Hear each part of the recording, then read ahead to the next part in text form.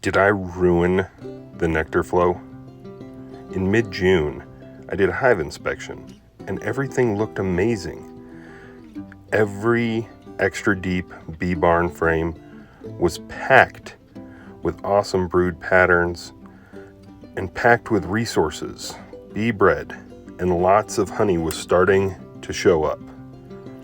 My queen was laying, and I was super excited for the rest of the season.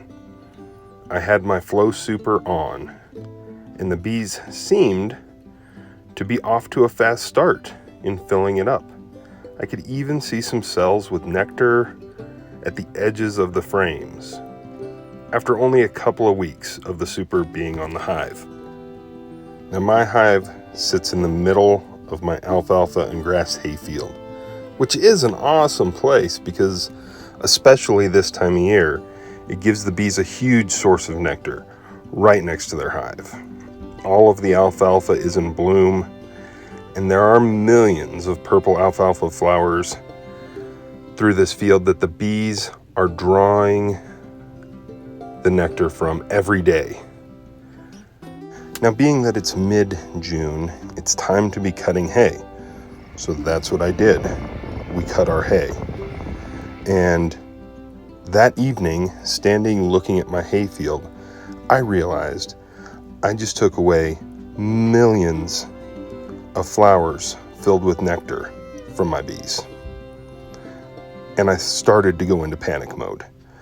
I thought, I'm sure that I didn't just create an artificial dearth in the middle of my honey flow.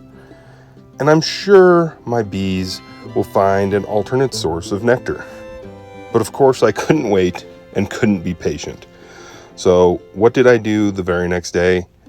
I went and opened the hive up again. And of course, nothing had changed, but I took very close notes about what I saw this time so that I could compare.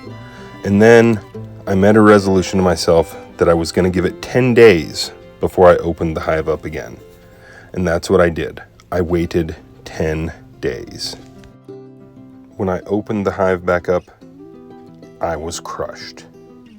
Because places that I'd seen nectar and honey before, I now saw nothing. It looked empty to me. I thought, oh my gosh, I've completely ruined my honey harvest. Maybe for the whole year. Why couldn't I wait a few more weeks to cut my hay? I decided that it was going to be okay, and I was going to go against every instinct I had and be patient. I set a goal of waiting until July 1st to open the hive up again, and I stuck to it.